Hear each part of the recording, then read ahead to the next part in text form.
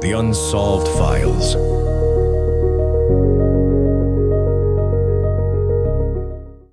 There's something timeless about lakes. For many families, they are places of escape where cabins sit quietly among the trees and mornings begin with mist rising from the water. They hold memories of summer afternoons, laughter echoing across the shore, and evenings spent watching the sun disappear behind the trees. Lakes have a way of slowing life down. The world feels quieter there, calmer, farther away. They are places where people go to breathe, to reconnect, to remember what peace feels like. But some waters hold a different kind of silence and only know what to take. Lake Lanier is one of those places, but to understand Lake Lanier is to know its past.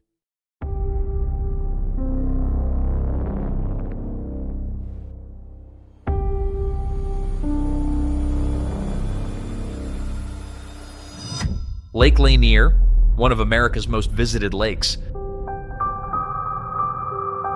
A place of summer fun, boating trips, and weekend escape. Water come up, struggle, and drown. He went in and never came back up. And this happens time and time again. But beneath its calm surface, there is a story most visitors never hear. A story of a town that no longer exists, a community erased, and a lake that was built on top of it all. Because some believe Lake Lanier is not just dangerous, it is haunted by everything it swallowed. And the deeper you go into its history, the more disturbing it becomes. The Lost Town. Before the water, there was land, and on that land stood a town called Oscarville, Georgia. A small but thriving community, home to black families who built lives, homes, and businesses after the Civil War. But in 1912, that peace shattered. After rising racial tensions and false accusations, violence erupted. Homes were burned to ash. Families were forced to flee overnight. Some were never seen again. Oscarville didn't just decline, it was erased.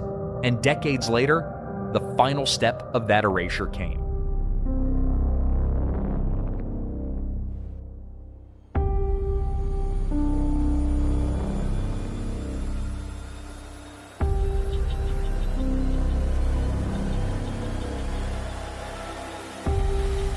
In the 1950s, the U.S. government built a dam, and slowly the water began to rise. Roads disappeared, homes vanished, graveyards were submerged, and Oscarville was gone forever. But some say it was never truly buried.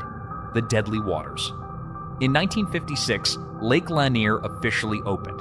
It looked like a peaceful escape, but over time, the lake gained a dark reputation. They actually made it by flooding a valley that had a town in it, Oscarville. So they had to relocate the people that lived there, and then they just drowned the entire town under water. More than 700 deaths have been recorded here. Boating accidents, drownings, disappearances without explanation. Authorities point to underwater hazards, trees, structures, deep drop-offs, but locals tell a different story. Some swimmers describe sudden panic, as if something underneath is pulling them down. Others say visibility changes instantly, and they lose all sense of direction.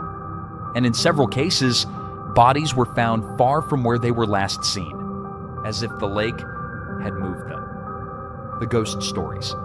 Then come the stories no official report can explain. Boaters report seeing figures standing motionless in the water, only for them to disappear when approached. Divers describe something even more disturbing.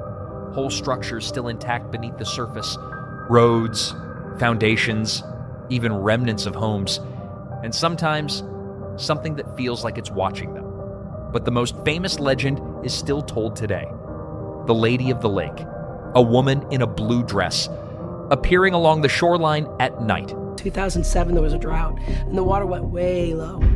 And because of that, they found an area called the Samore Mound. Some say she is searching for someone she lost.